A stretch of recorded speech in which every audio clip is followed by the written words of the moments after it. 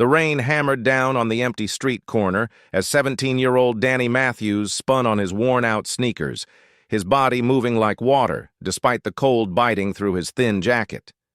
His cardboard sign lay soaked beside his backpack. Dancing for food, anything helps. But he wasn't dancing for the crowds tonight. Through the massive glass windows of the restaurant across the street, he could see her, a little girl in a wheelchair, maybe 7 or 8 years old, pressing her small hands against the window. She was watching him. And for the first time in 3 months of living on these streets, Danny saw something that made him forget his empty stomach. The girl was smiling, really smiling. So he danced harder, throwing in moves he'd learned back when he had a home, when his mom was still alive, when life made sense. The girl clapped silently behind the glass. Then her father appeared behind her, a tall man in an expensive suit, and Danny's heart nearly stopped. Because that man was Jackson Pierce. The Jackson Pierce, billionaire, CEO, the face on every business magazine in the country. And Jackson Pierce was staring right at him with an expression Danny couldn't read. Within seconds, 2 security guards burst through the restaurant doors, heading straight for Danny. This was it. He'd been chased away from street corners before, but something about the way these men moved, the way Jackson Pierce was now stepping outside into the rain, told Danny his life was about to change forever. He just didn't know if it would save him or destroy him. 3 months earlier, everything had been different. Danny had been a normal kid going to Lincoln High School, pulling B's and C's, running track, and taking care of his mom who worked double shifts at the diner. They didn't have much, but they had each other. Their apartment was small, but it was home. His mom would come back tired every night, and Danny would have dinner ready. Nothing fancy, just pasta or sandwiches, whatever they could afford. She'd ruffle his hair and tell him he was going to do great things someday. She believed in him even when he didn't believe in himself. Then came the cough. At first, his mom said it was nothing, just a cold from working too hard. But the cough got worse. She started losing weight. Some mornings, Danny would find her gripping the kitchen counter trying to catch her breath. He begged her to see a doctor, but she kept saying they couldn't afford it, that the medical bills would bury them. By the time she finally went to the emergency room, collapsing at work one afternoon, it was too late. Stage 4 lung cancer. The doctors said if she'd come in earlier, maybe they could have done something. Maybe. Danny spent every day after school at the hospital, holding her hand, doing his homework in the uncomfortable plastic chairs, watching her fade away.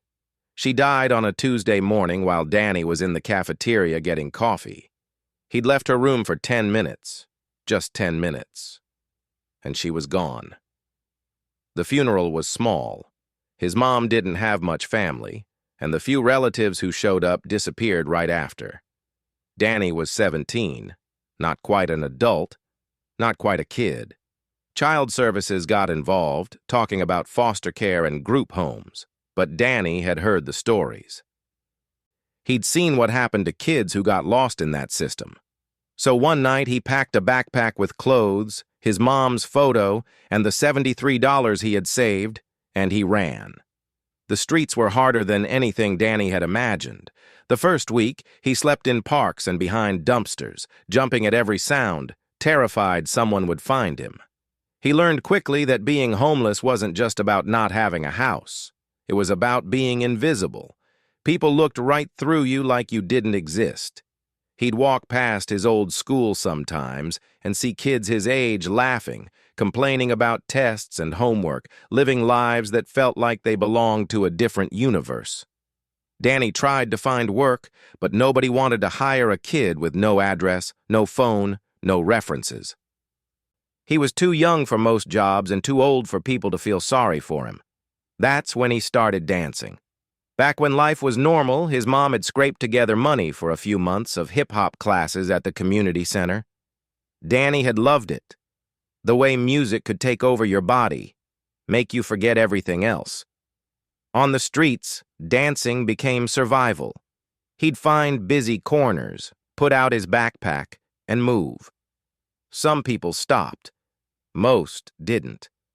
On good days, he'd make enough for a meal and maybe a night at the shelter. On bad days, he went hungry. But Danny noticed something.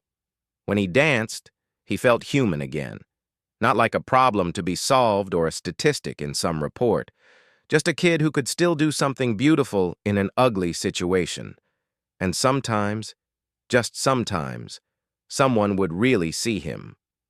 Like the little girl in the wheelchair had seen him tonight.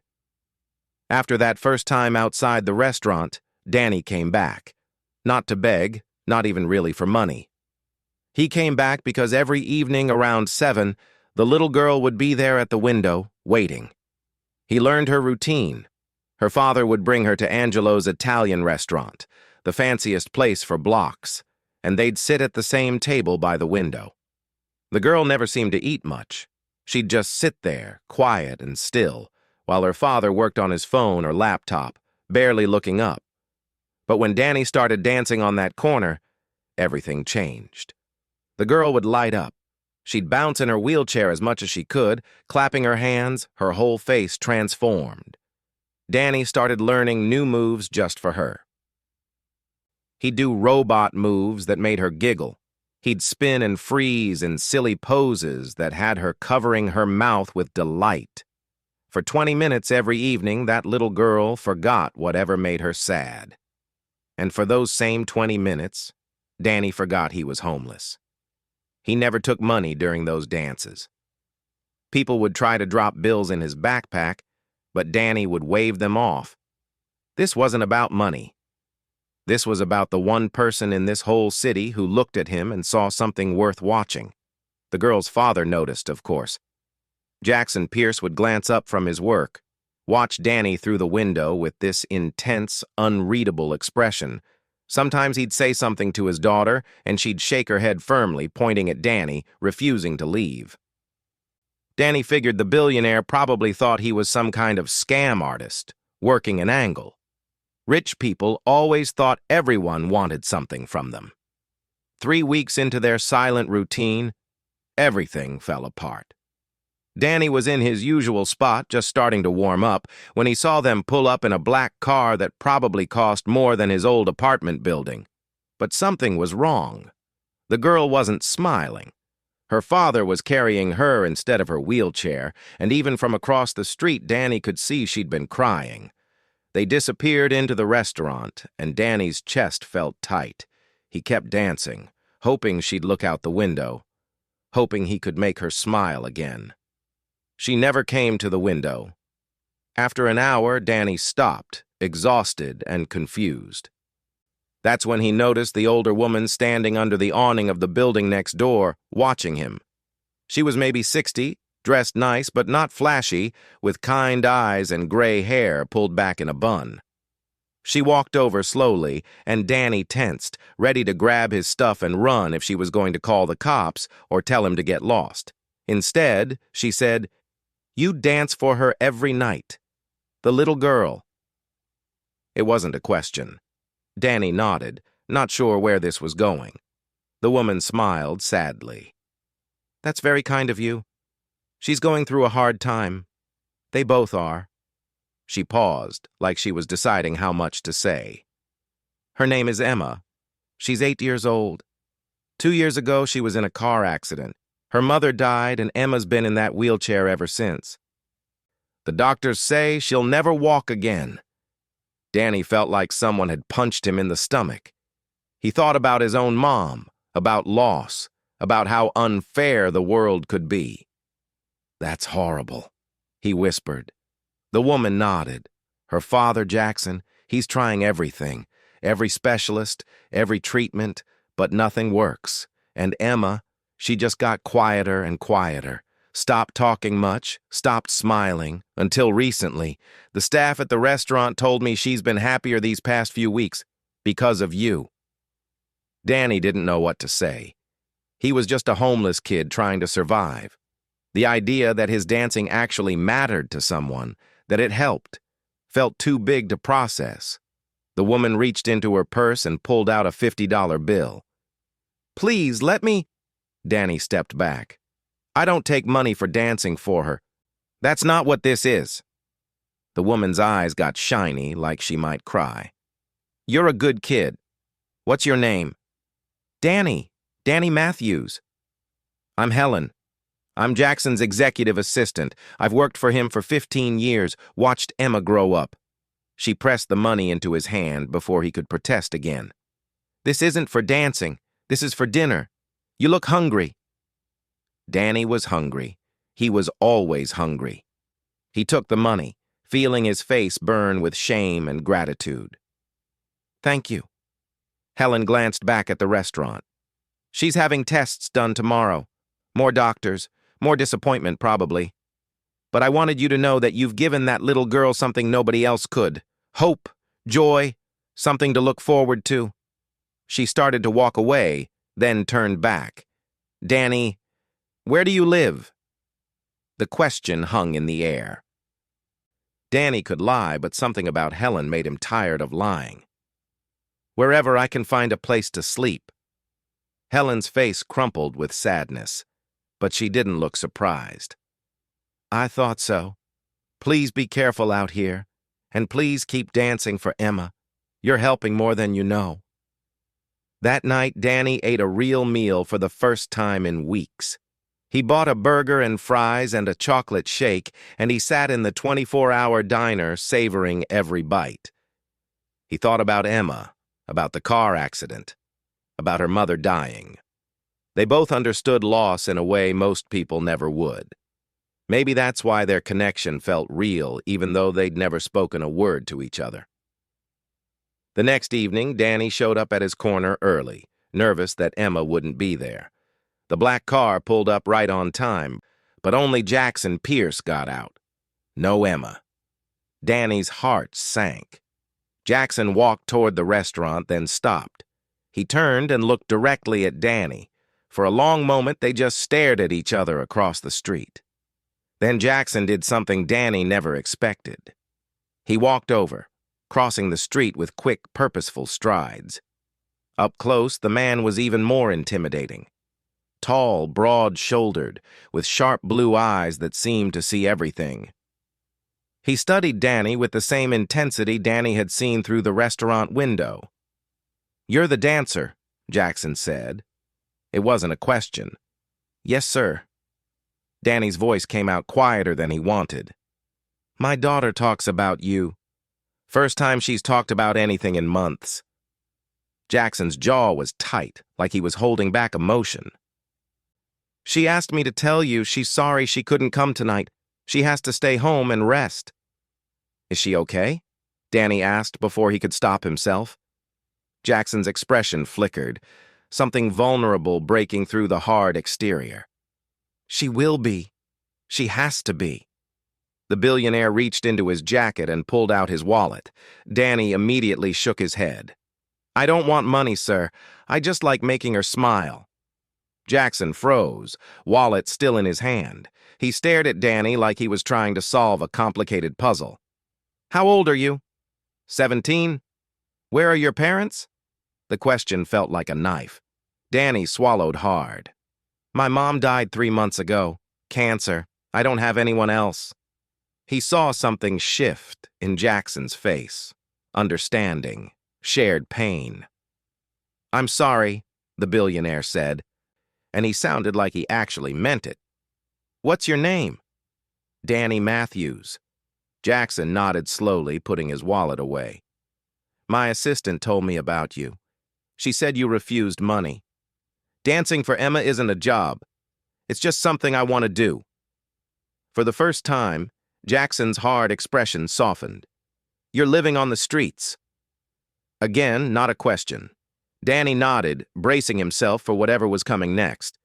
Pity, maybe, or worse, help that came with strings attached. But Jackson just said, "Emma will be back tomorrow. She made me promise to tell you. She's been watching videos of street dancers on my phone all day, trying to learn the moves." Despite everything, Danny smiled. "She can dance?" Before the accident, she never stopped moving. Ballet, tap, jazz, anything. She wanted to be a professional dancer. Jackson's voice went rough. "Now she just watches through windows." The weight of that statement settled over both of them. Danny thought about all the things he'd lost when his mom died. But at least he could still dance. At least he still had his body, his health, his ability to move. Emma had lost so much more. "I'll be here tomorrow," Danny promised. "And the day after, as long as she wants me to be." Jackson looked at him for a long moment, then nodded once, sharp and decisive. "Thank you, Danny Matthews." He walked back to the restaurant and Danny watched him go, feeling like something important had just happened, even if he couldn't quite name it. The next 2 weeks fell into a pattern. Emma came back to the restaurant, and every night, Danny danced for her. She'd pressed drawings against the window, pictures of stick figures dancing with "Thank you, Danny" written in crayon. Jackson started acknowledging him with a nod when they arrived and when they left. Helen would stop by sometimes, bringing Danny food or a coffee, checking that he was okay. For the first time since his mom died, Danny felt like maybe the universe hadn't completely forgotten about him. Then came the night that changed everything. Danny was in the middle of a complicated routine, one he'd been practicing for days, when he noticed Emma looked different. She was pale, slumped in her wheelchair, barely moving. Even from across the street, he could see something was wrong. Jackson was on his phone, pacing, his face dark with worry. Suddenly, Emma's head dropped forward. Jackson grabbed her, shouting something Danny couldn't hear. Staff rushed over. Someone was calling for an ambulance. Danny stopped dancing, frozen, watching in horror as the scene unfolded. The ambulance arrived in minutes, lights flashing, sirens wailing. Paramedics rushed inside. Danny wanted to do something, anything. But what could a homeless kid do? He pressed himself against the building, watching as they brought Emma out on a stretcher. She looked so small, so fragile. Jackson climbed into the ambulance with her, his face a mask of barely controlled panic. The ambulance screamed away into the night, and Danny stood there alone on his corner, his heart pounding. Helen appeared beside him, tears streaming down her face. "They think it's her heart," she said, voice shaking. "Complications from the accident. They've been monitoring it." But tonight something went wrong. Danny felt sick. "Is she going to be okay?" "I don't know," Helen whispered. "I just don't know." They stood together in silence as the rain started to fall again.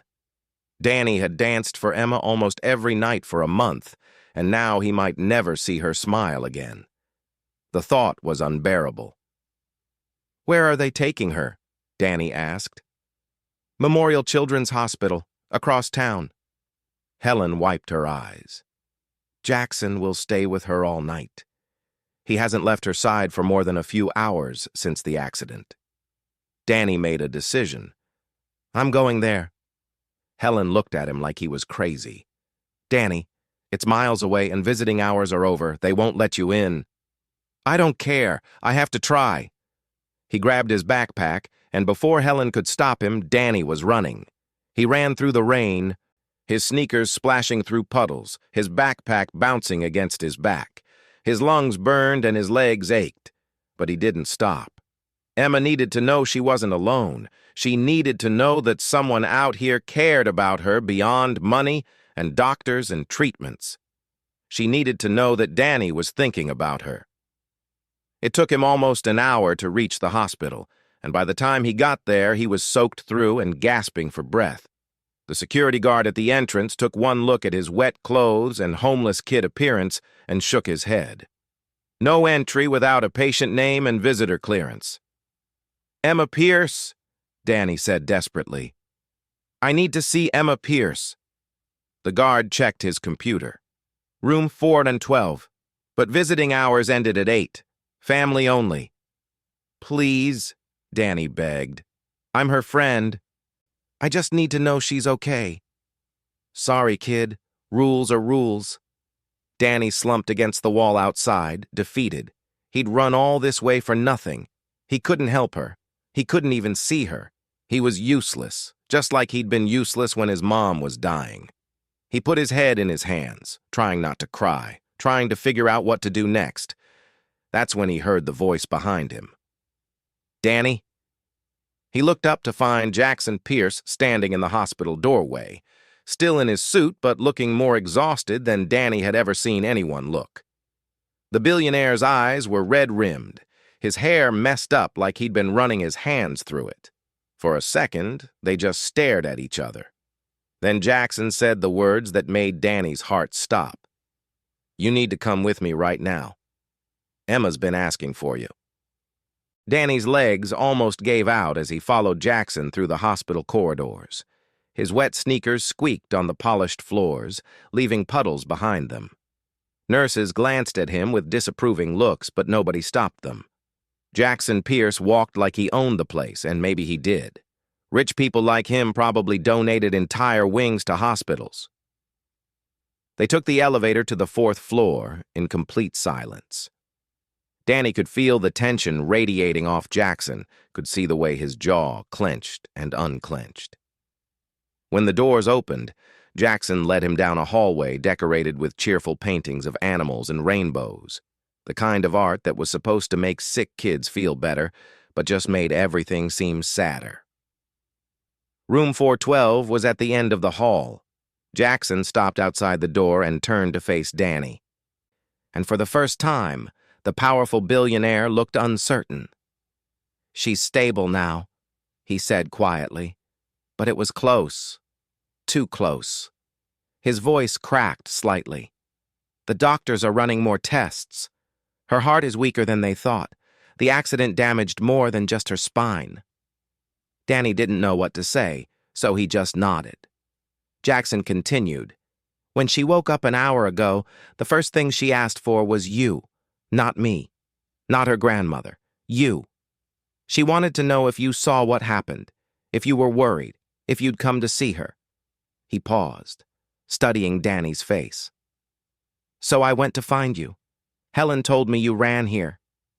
"I had to make sure she was okay," Danny said simply. Something flickered in Jackson's eyes. Respect, maybe, or recognition of something he understood. "She's been through so much," Jackson said, his voice barely above a whisper. "Lost her mother, lost her ability to walk, and now this. But when she talks about you, about watching you dance, it's the only time she sounds like the little girl she used to be." He opened the door. 5 minutes. That's all I can give you. She needs to rest." The room was bigger than Danny expected, private and filled with flowers and balloons. But all he could see was Emma, tiny in the hospital bed, connected to machines that beeped softly. Her dark hair was spread across the pillow, and her skin looked almost translucent under the fluorescent lights. But when she saw Danny, her whole face transformed. "You came," she whispered, her voice hoarse but filled with joy. "You actually came." Danny walked to her bedside, suddenly shy. "Of course I came. I had to make sure you were okay." Emma's eyes filled with tears, but she was smiling. "I was so scared you wouldn't know where I was. I thought you'd go to our corner and I wouldn't be there and you'd think I didn't want to watch you anymore." "I could never think that," Danny said, his throat tight. "You're the reason I dance on that corner." "Really?" Emma asked, wonder in her voice. "Really? Before you started watching, I was just dancing to survive. But when I saw how happy it made you, it became something different. Something that mattered." Emma reached out her small hand, and Danny took it carefully, afraid she might break. "You're the best dancer I've ever seen," she said seriously. "Better than anyone on TV, better than anyone in the whole world." Danny laughed softly. "I don't know about that." "It's true," Emma insisted. "Because when you dance, you make it look like flying. And I can't walk anymore, but when I watch you, I feel like I'm flying too." Danny's eyes burned with tears he refused to let fall. This little girl, who had lost so much, was telling him that his dancing gave her wings. It was the most beautiful and heartbreaking thing anyone had ever said to him. "Then I'll keep dancing for you," he promised, "every single day. As soon as you get out of here, I'll be on that corner waiting." Emma's smile faded slightly. "The doctors say I have to stay here for a while. Maybe a long time. They're talking about surgery and treatments and all these scary words I don't understand." She looked over at her father, who stood by the door watching them. "Daddy tries to explain, but I can see how worried he is. That makes me scared too." Jackson stepped forward, his expression carefully controlled. "We're going to fix this, sweetheart.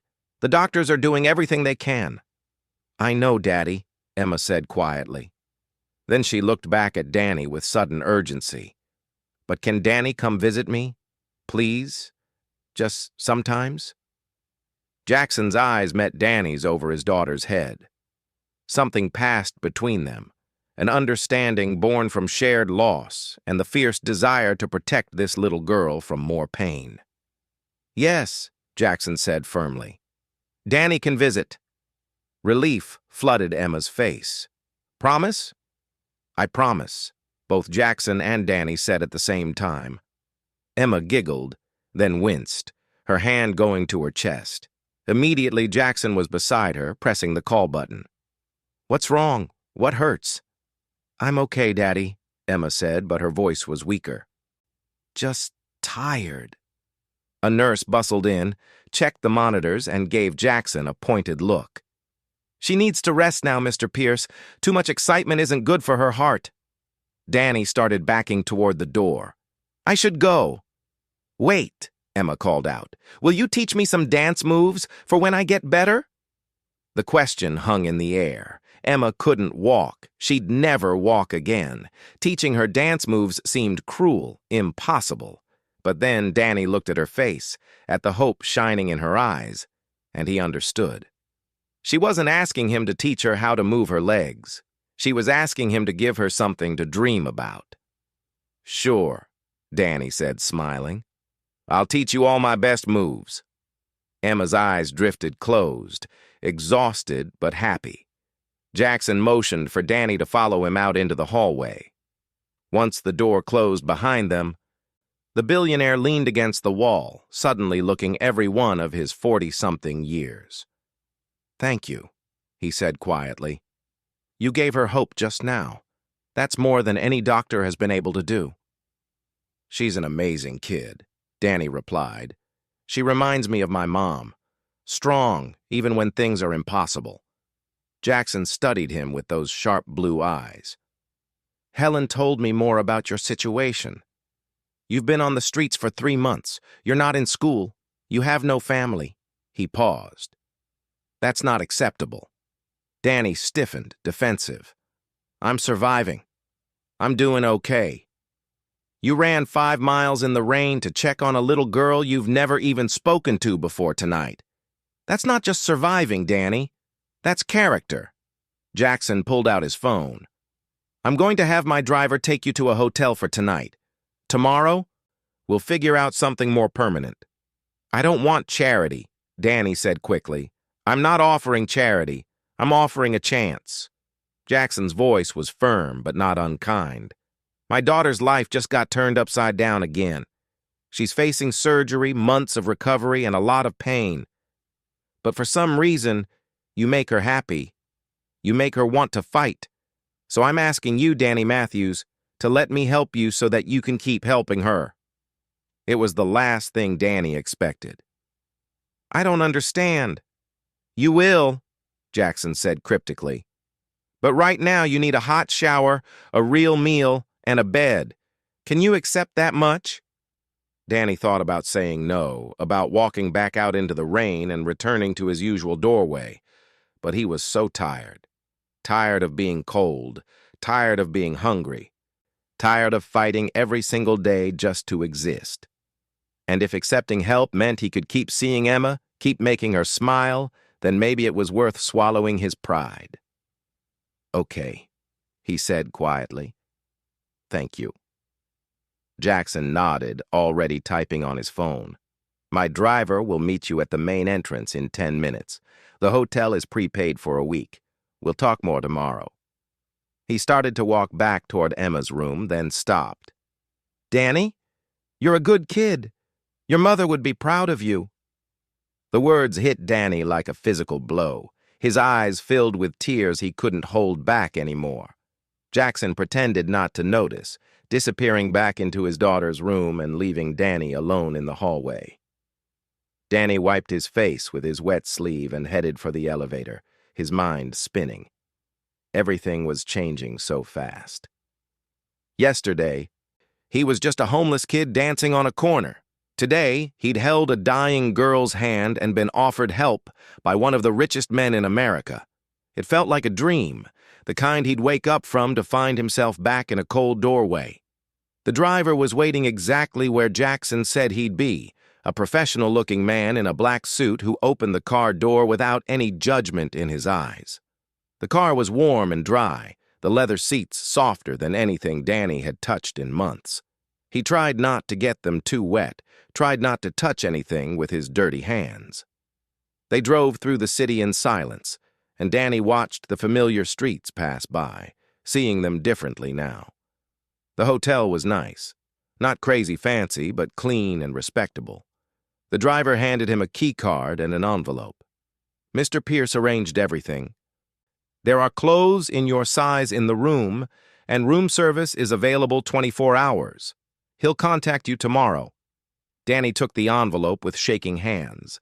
Inside was $500 in cash and a note in neat handwriting. For immediate needs, no strings attached, JP. He wanted to cry again. Instead, he thanked the driver and walked into the hotel lobby like he belonged there, even though he was dripping water and probably looked like a drowned rat. The elevator took him to the third floor. Room 304 was small but perfect. A real bed with clean sheets, a bathroom with a shower, a TV, windows that looked out over the city, and on the bed, shopping bags filled with new clothes, jeans, shirts, underwear, socks, even new sneakers, all in his size. Danny stood in the middle of the room and finally let himself fall apart. He sank to the floor and sobbed, months of grief and fear and exhaustion pouring out of him. He cried for his mom, for Emma, for himself, for all the pain in the world that nobody could fix. He cried until he had nothing left, until he was empty and clean in a way that had nothing to do with the shower he hadn't taken yet. Then he got up, peeled off his wet clothes, and stood under hot water for the first time in 3 months. He watched the dirt and grime wash away, watched it circle the drain. When he finally got out, he felt almost human again. He put on the new clothes, soft jeans and a navy blue t-shirt that fit perfectly. He ordered room service, a burger and fries that tasted even better than the meal Helen had bought him. He ate slowly, savoring every bite. Then fell into the clean bed and slept deeper than he had since his mom died. But his dreams were troubled. He dreamed of Emma in her hospital bed, machines beeping, her small hand reaching for his. He dreamed of his mom, telling him to be brave, telling him that good things could still happen. He dreamed of Jackson Pierce, watching him with those calculating eyes, and something in his sleeping mind whispered that there was more to this kindness than simple gratitude. He woke up to pounding on his door. Disoriented, Danny checked the clock, 9 in the morning. He'd slept for 10 hours straight.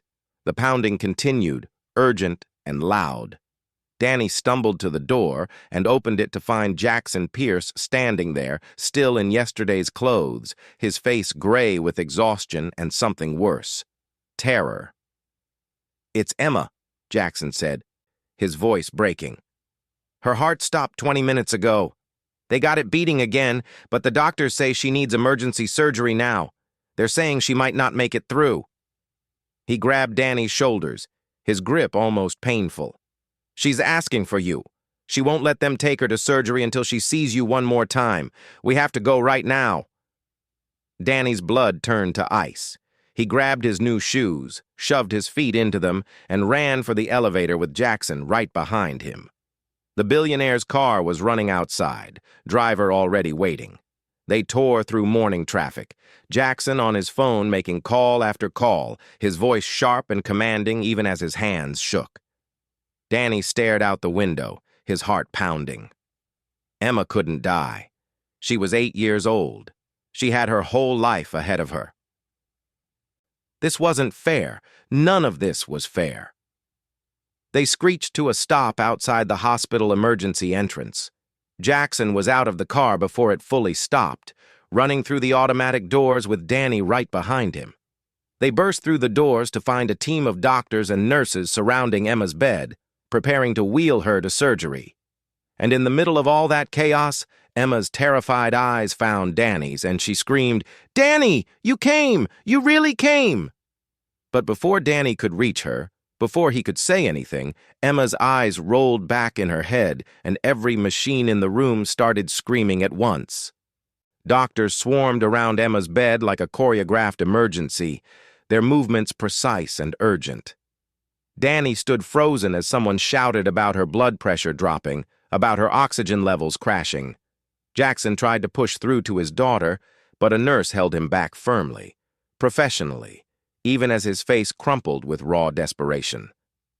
"We need to move her now," the lead doctor commanded. "Get her to OR3 immediately." They were already wheeling the bed toward the doors, machines and IV poles rolling alongside, when Emma's small voice cut through the chaos. "Wait." It was barely a whisper, but somehow everyone heard it. The bed stopped. Emma's eyes fluttered open, unfocused and glassy, searching until they found Danny. "You have to promise me something." Danny rushed to her side, taking her cold hand. "Anything. I promise anything." Emma's lips were turning blue, her breathing shallow and ragged. "Promise you'll keep dancing, even if I'm not there to watch. Promise you'll dance for both of us." Tears streamed down Danny's face. "You're going to be fine.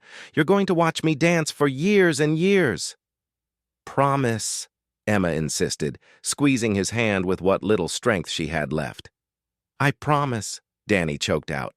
"I promise I'll never stop dancing." A tiny smile touched Emma's lips. "Good, because I'll be watching from somewhere. I'll always be watching." Then her hand went limp in his, her eyes closed, and the doctors were pushing Danny aside, running with the bed toward the operating room. Jackson followed them as far as he could before the OR doors slammed shut with a finality that echoed through the hallway. Danny and Jackson stood there, staring at those closed doors, both of them breathing hard, both of them terrified. "She can't die," Jackson said, his voice raw.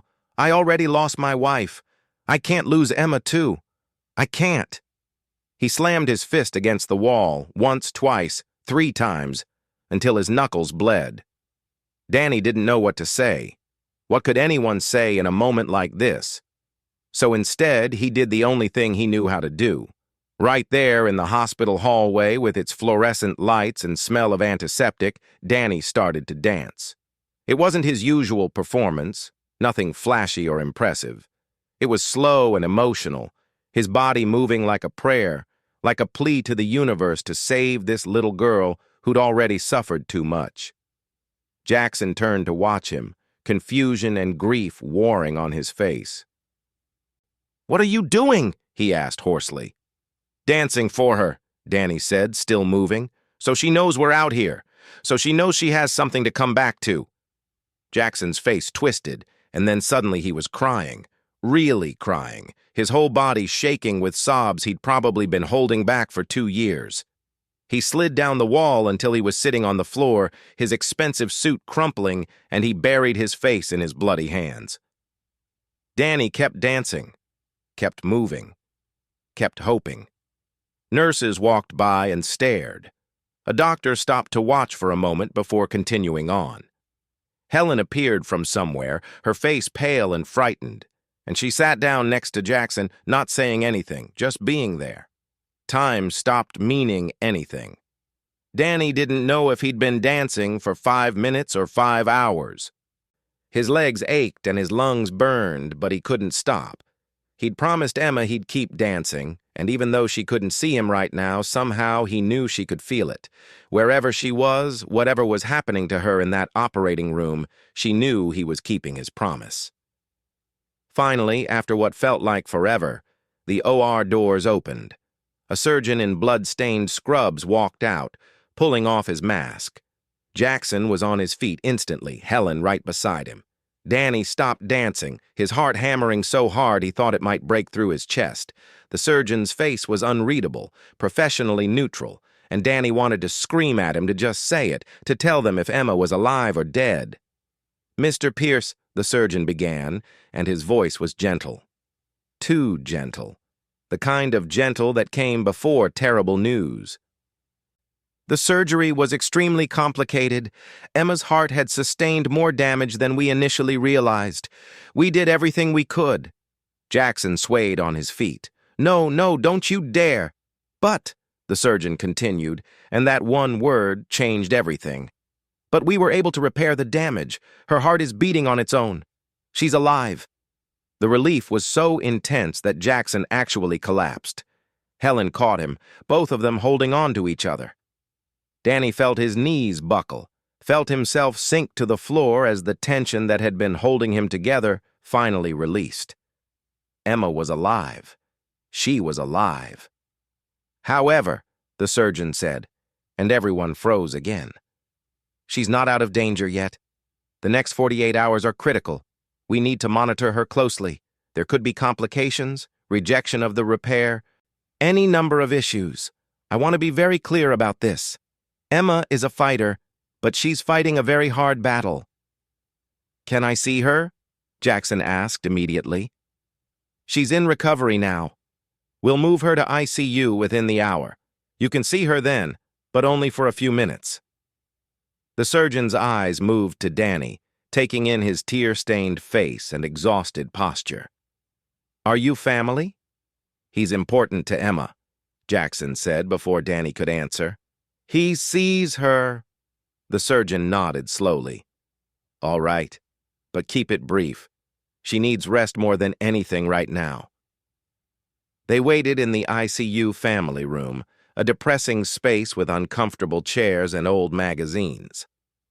Helen brought coffee that nobody drank. Jackson sat with his elbows on his knees, staring at nothing. Danny paced, unable to sit still, his body still humming with the need to move. Finally, a nurse came to get them. "5 minutes only. She's heavily sedated and may not wake up, but you can sit with her." Emma looked even smaller in the ICU bed than she had before, surrounded by even more machines, more wires, more tubes. But her chest was rising and falling steadily, and the monitors beeped in a rhythm that meant life. Jackson took one side of the bed, Danny the other. They sat in silence, watching her breathe, grateful for every breath. After a few minutes, Emma's eyes fluttered open. They were unfocused, glazed with medication, but aware. "Daddy," she whispered. "I'm here, baby, I'm right here." Jackson took her hand carefully, like she might shatter. "You did so good. You're so brave." Emma's eyes drifted to Danny. "You kept dancing." "I told you I would," Danny said softly. "I'll always keep dancing for you." A ghost of a smile touched her lips. "I could feel it. When everything went dark and scary, I could feel you dancing, and it helped me find my way back." She paused, breathing slowly. "I saw Mommy. She was so beautiful. And she told me it wasn't my time yet. She said I had to come back because someone needed me to keep watching them dance." Jackson's face crumpled again, but he held it together. "Your mom was right. We all need you, sweetheart." Emma's eyes were already closing again, the medication pulling her back under. "Love you, Daddy. Love you, Danny." And then she was asleep, her face peaceful despite everything her small body had endured. The nurse ushered them out, insisting Emma needed uninterrupted rest. Back in the waiting room, Jackson turned to Danny with an intensity that was almost frightening. "I need to tell you something," he said, "about why I've been bringing Emma to that restaurant every night, about why we were always at that window." Danny waited, sensing this was important. Jackson ran his hand through his hair, disheveled and exhausted. 2 years ago, my wife Katie and I were driving home with Emma. It was late, raining, and I was tired. I should have let Katie drive, but I insisted I was fine. His voice went hollow. I wasn't fine. I fell asleep at the wheel for just a second, just 1 second, but that was enough. We hit another car head on. Danny's stomach dropped. Katie died instantly. Emma's spine was crushed. The other driver walked away with minor injuries. Jackson's hands were shaking. It was my fault. All of it. My wife is dead, and my daughter can't walk because I was too proud to admit I was tired. He looked at Danny with eyes full of agony. That restaurant, that table by the window, that was Katie's favorite place. She and Emma would go there every week, just the two of them, their special time together. After the accident, I started bringing Emma there, sitting at that same table trying to give her back some piece of what we lost. But she was so sad, Jackson continued. She'd just sit there staring out the window, barely eating, barely talking. Every week the same thing, until you showed up, until she saw you dancing on that corner. He grabbed Danny's shoulders, his grip desperate. You gave her back something I thought was gone forever. Joy, hope, a reason to smile. And now you just helped save her life by making her want to fight. Want to come back. Danny didn't know what to say. The weight of Jackson's confession, his guilt, his grief, was overwhelming. It wasn't your fault, Danny said finally. Accidents happen. You can't blame yourself forever. Can't I? Jackson's laugh was bitter. I killed my wife and crippled my daughter. What kind of man does that? The kind of man who brings his daughter to her favorite place every week, even though it breaks his heart, Danny said firmly. The kind of man who would do anything to make her happy. The kind of man who just spent all night in a hospital praying for one more chance to be her father. Jackson stared at him, and something in his expression shifted. How did you get so wise at 17? I'm not wise. I just know what it's like to lose someone and blame yourself. Danny thought about his mom. About the 10 minutes he'd been gone when she died. My mom died alone because I left to get coffee. I wasn't there. I'll carry that forever. But I also know she wouldn't want me to stop living because of it. Your wife wouldn't want that for you either. Before Jackson could respond, Helen burst into the waiting room, her phone in her hand and her face white with shock. Jackson, we have a problem. A big problem. Jackson straightened immediately, switching into business mode. What is it? Helen showed him her phone, and Danny watched the billionaire's face go from confused to furious in seconds. How did they get this information? Jackson demanded. I don't know, but it's everywhere. Every news site, every social media platform. Someone leaked Emma's medical records. Danny felt cold dread settle in his stomach. What does that mean?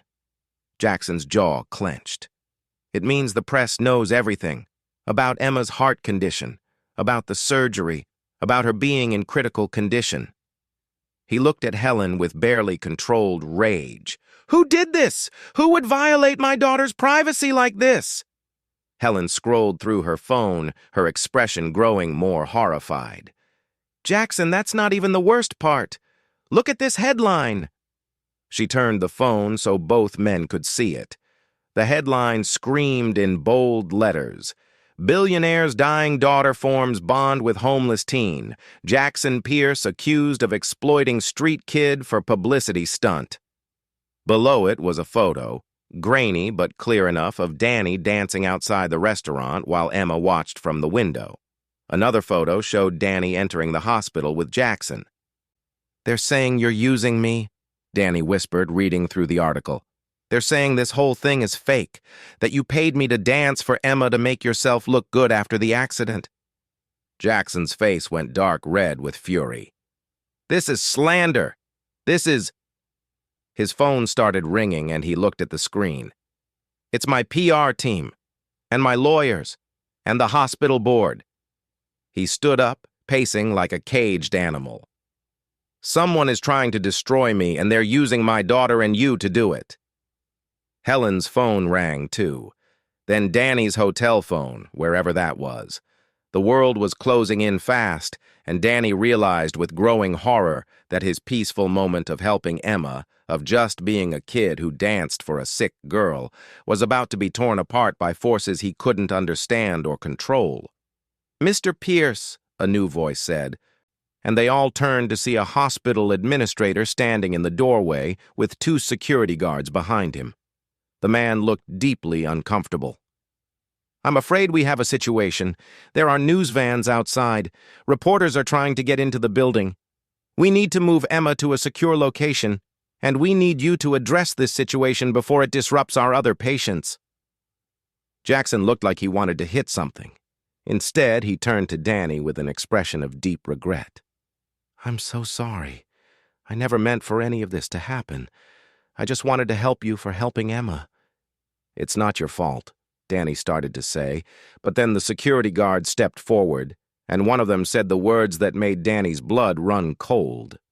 "Mr. Matthews, we need to ask you to come with us. There are some questions about how you gained access to a minor patient, and given your status as an unaccompanied homeless youth, we're required to notify Child Protective Services."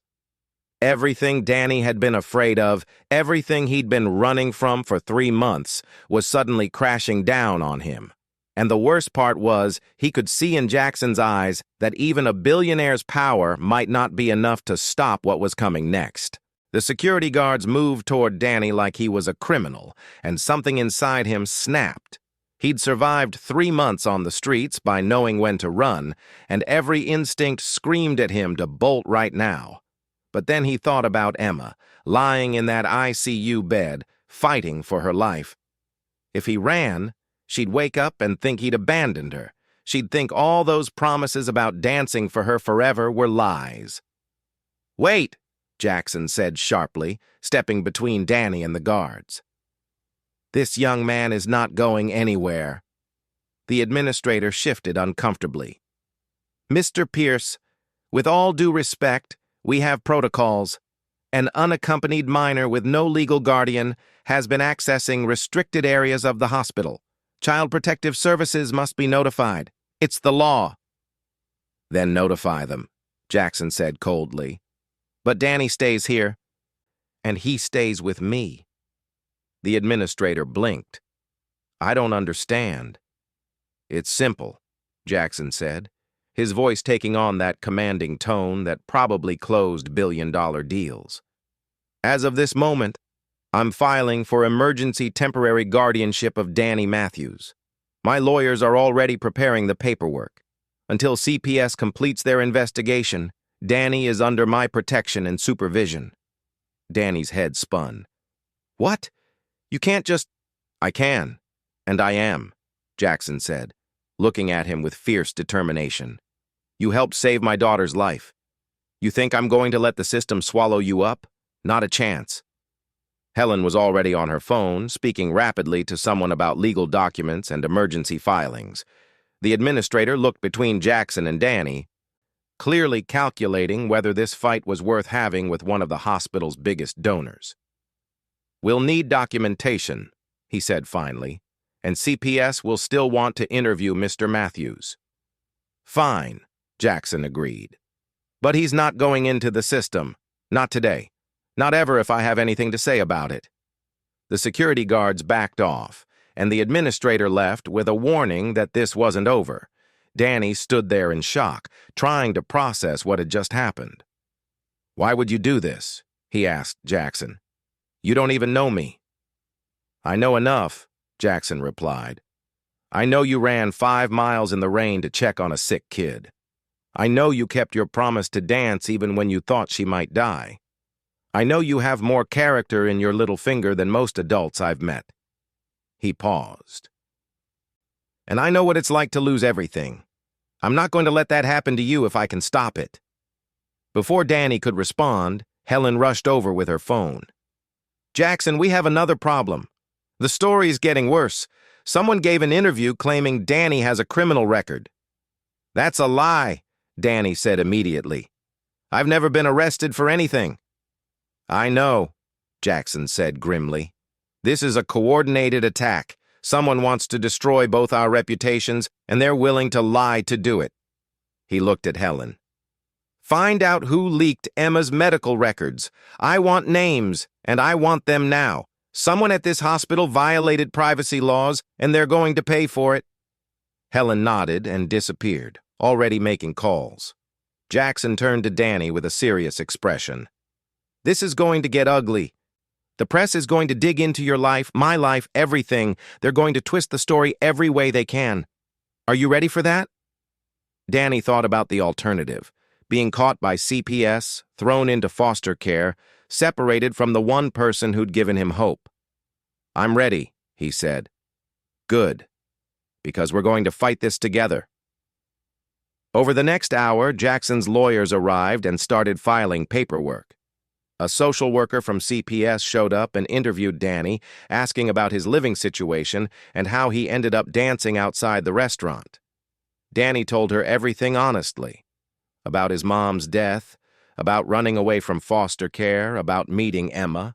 The social worker was kind but professional, taking notes and asking follow-up questions. When she was done, she spoke privately with Jackson's lawyers. Meanwhile, outside the hospital, the media circus was growing. News vans lined the street. Reporters shouted questions at anyone entering or leaving. Helicopter drones tried to get footage through the windows. The hospital had to lock down all entrances except the emergency room. Inside this chaos, Emma slept peacefully in the ICU, unaware that her simple friendship with a homeless boy had sparked a firestorm. Helen returned with information that made Jackson's face go dark. I found the leak, she said quietly. It was Thomas Crane. Jackson's hands clenched into fists. My former business partner. The same one you sued for fraud 3 years ago, Helen confirmed. He's been waiting for an opportunity to hurt you, and Emma's hospitalization gave him the perfect opening. He bribed a hospital clerk for the medical records and fed the story to the press with his own twisted narrative. That son of a... Jackson caught himself, remembering Danny was there. He used my daughter's medical crisis as revenge. He put her privacy and safety at risk because of a business dispute. His voice shook with rage. I'm going to destroy him legally. Completely and utterly destroy him. Helen nodded. The hospital already fired the clerk and is cooperating with authorities. Crane could face serious criminal charges for medical record theft and HIPAA violations. Good, Jackson said savagely, but that doesn't fix the damage he's already done. A nurse approached them cautiously. Mr. Pierce? Emma is waking up. She's asking for both of you. Everything else faded into background noise. Danny and Jackson hurried to the ICU, scrubbing their hands and following all the protocols. Emma looked a little better than before, some color returning to her cheeks. Her eyes found them immediately, and she smiled weakly. You're still here, she said to Danny. Both of you. Where else would we be? Danny asked, taking her hand. Emma's smile faded. I heard the nurses talking, about reporters and news stories, about people saying mean things about you and Daddy. Jackson leaned in, kissing her forehead. Don't worry about that, sweetheart. Grown-up stuff. You just focus on getting better. But they're saying you're using Danny, Emma insisted, her voice getting stronger with indignation. That's stupid. Danny is my friend. He dances for me because he wants to, not because Daddy pays him. She looked at Danny with fierce determination. You have to tell them the truth. Tell them I asked you to keep dancing. Tell them you're the only person who makes me feel like I can still fly. Danny's throat tightened. I will, Emma, I promise. Maybe you should dance for them, Emma suggested, her eyes brightening with the idea. Show them what you showed me, then they'll understand why it's special. Jackson and Danny exchanged glances. It was actually a brilliant idea. You know what?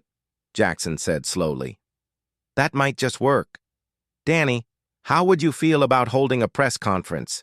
You tell your story, show them who you really are, demonstrate your dancing, let them see the truth instead of Crane's lies. Danny's stomach flipped. Speaking in front of cameras, in front of the whole world, was terrifying. But then he looked at Emma, at her hopeful face, and he knew he had to do it. For her. "Okay," he said. "I'll do it." Emma squeezed his hand. "You're brave, Danny. Just like the dancers in the stories Mommy used to read me. The ones who danced even when everything was scary and hard." "Your mom sounds like she was amazing," Danny said softly. "She was," Emma agreed. "She used to say that dancing wasn't about moving your feet. It was about moving your heart. That's what you do, Danny. You move people's hearts." The words hit Danny like a revelation. That's what his dancing had become. Not performance, not survival, but connection. A way to reach across the gap between himself and others, to touch their hearts when words weren't enough. "Thank you," he whispered to Emma, "for reminding me why I dance." Emma yawned, her energy fading. "Will you dance at the press thing, so I can watch on TV?" "I'll dance my best routine ever," Danny promised. "Just for you." As Emma drifted back to sleep, Jackson started planning. Within 2 hours, they'd arranged everything. The hospital would provide a secure conference room. Jackson's PR team would manage the media, and Danny would have his chance to tell the truth. The conference room was packed with reporters, cameras, and bright lights. Danny stood backstage with Jackson, his hands shaking, his heart racing. "You don't have to do this," Jackson said quietly. "Say the word, and we'll find another way." "No," Danny said firmly. "Emma believes in me. I'm not going to let her down." Jackson nodded, respect clear in his eyes. "Then go show them what you're made of." Danny walked out onto the small stage they'd set up, and immediately cameras flashed, reporters shouted questions. He stood at the microphone, a homeless kid in borrowed clothes, facing down the judgment of the world. "My name is Danny Matthews," he began, his voice shaking but growing stronger. "I'm 17 years old. 3 months ago, my mom died of cancer, and I ended up on the streets because I was scared of going into foster care. I started dancing on street corners to survive." He told them everything. About discovering Emma watching him through the restaurant window, about dancing just to make her smile, about the connection they'd formed without words. He told them about running to the hospital, about Emma asking him to promise he'd keep dancing, about watching her fight for her life. "Mr. Pierce didn't pay me," Danny said clearly. "He didn't exploit me. He saw that his daughter had found something that made her happy, and he protected that. Then when I needed help, he offered it, not for publicity. Not for his image, because that's what good people do." The room was silent now, reporters actually listening instead of shouting. "People are saying this is fake, that it's a publicity stunt. But I'm standing here telling you it's real. Emma is real. Her pain is real, her strength is real, and the joy she gets from watching me dance is the most real thing I've experienced since my mom died." Danny stepped away from the microphone. "And now I'm going to show you what I showed Emma. So maybe you'll understand why it matters." Music started playing through the speakers, something Helen had arranged, an instrumental track with a slow build. Danny began to move, and this time he wasn't dancing for survival or obligation. He was dancing with everything he had, pouring all his grief and hope and gratitude into every movement. He danced for his mom, for Emma, for every person who'd ever felt lost and found their way back through connection. He danced for the beauty of being human, of touching other lives, of mattering to someone. The routine built to a crescendo, Danny's body flying through moves that seemed impossible, defying gravity and limitation. And then, at the peak of the music, he stopped in a freeze that looked like he was suspended mid-flight, like Emma had said, like he was flying. The room erupted in applause, not polite, professional applause, but real, emotional, standing ovation applause. Reporters were wiping their eyes, cameras caught every moment, and Danny knew somehow that Emma was watching from her hospital bed, smiling. Jackson joined him on stage, putting a hand on his shoulder. This young man saved my daughter's life by giving her a reason to fight, and now I'm going to make sure he has a reason to keep fighting too. I'm filing for permanent guardianship. Danny is going to live with us, go back to school, and have the future he deserves." The reporters exploded with questions, but Jackson held up his hand. "One more thing. Thomas Crane, the man who leaked my daughter's private medical information, will face the full extent of the law. Nobody uses a sick child for revenge and gets away with it." Later that night, after the press conference, after the interviews, after the world had seen the truth, Danny sat beside Emma's bed in the ICU. She was awake, exhausted but happy. "You were amazing," she whispered. "Everyone's talking about it. The nurses showed me videos on their phones. You looked like you were really flying." "I felt like I was flying," Danny admitted, "because you taught me how." Emma smiled, her eyes already closing. "We taught each other, I think." As she drifted off to sleep, Jackson stood in the doorway, watching them. "Thank you," he said quietly to Danny, "for giving me my daughter back, for showing me that some things matter more than business or money or revenge, for reminding me what it means to be human." "Thank you," Danny replied, "for giving me a family again." And in that moment, in that hospital room with machines beeping steadily and Emma breathing peacefully, Danny understood something profound. Life could break you into pieces, could take away everything you loved, could leave you dancing in the rain just to survive. But sometimes, if you were brave enough to keep moving, to keep reaching out, to keep believing that connection mattered, sometimes life gave you back more than you lost. Emma's recovery would be long and difficult. The road ahead was uncertain, but they would face it together. A billionaire who'd learned that money couldn't buy redemption, a little girl who'd learned she could still fly even without her legs, and a homeless boy who'd learned that dancing could save more than just himself.